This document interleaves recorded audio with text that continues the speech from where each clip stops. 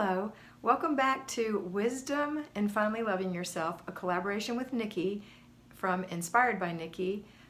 Hers is Grace and Finally Loving Yourself, and this is our gift to you for February. So we are on the paper routine. I'll be describing it and Nikki will be videoing it, so we have a nice collaboration, one for you to listen to and one for you to look at. So how do we do the paper routine? The paper routine originally came from the basic weekly plan, the weekly home blessing. There were 7 things in the weekly home blessing, and one of them was paper. And I took it out of the weekly home blessing and I put it in a daily thing so we could eliminate paper altogether. Magazines, paper, etc. So that you'll just have the daily thing of going through your mail, going through your magazines, and figuring out if you're done with it or not. It becomes a new way of thinking, so you don't have magazines piling up for years, papers clogging up the arteries of your home. And here's how you do it. Inch by inch, it's a cinch. Yard by yard, it's hard. So what you're going to do is figure out what an inch is. An inch is from here to here. It's not much. It's a little bit of paper. You're going to go through an inch of your paper every single day when you put your laundry in, or if you're not doing laundry that day, still going through an inch of paper first thing in the morning. Just grab it from your stack and start going through it. The idea is when you go through an inch a day and you do it 6 days a week. The reason I chose 6 is because in the United States, our postal service runs 6 days a week and we have influx 6 days a week. So you're going to go through your mail every day, but you're also going to go through an inch. And in 6 days, you've got 6 inches. That's a half a foot. In 2 weeks, a foot. In 4 weeks or a month, 2 feet. In a year, 24 feet of paper. Do you have 24 feet of paper in your home? You do? Well, it'll take you a year and it'll be all gone.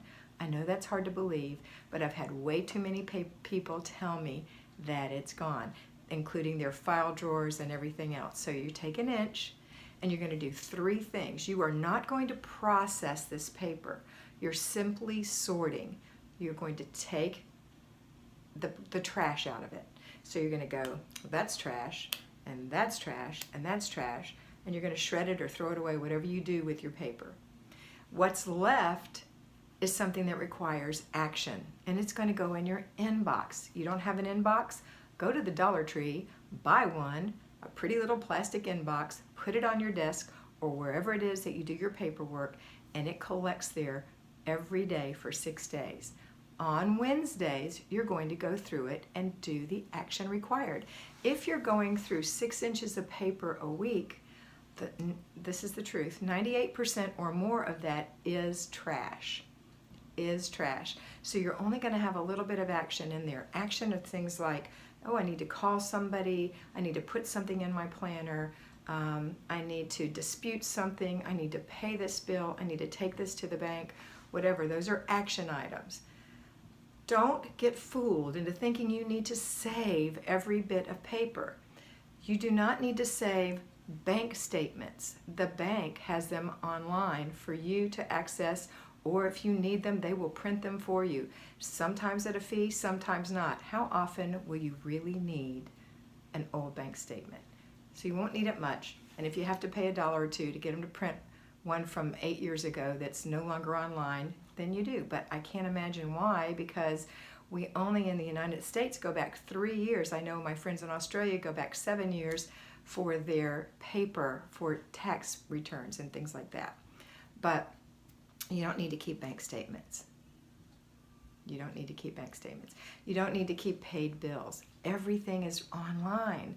Take advantage of that, okay? So what you're going to do is remember, if it's in the United States, if it's older than, not counting this year, 3 years out, if it's older than that and it's tax related, it's garbage.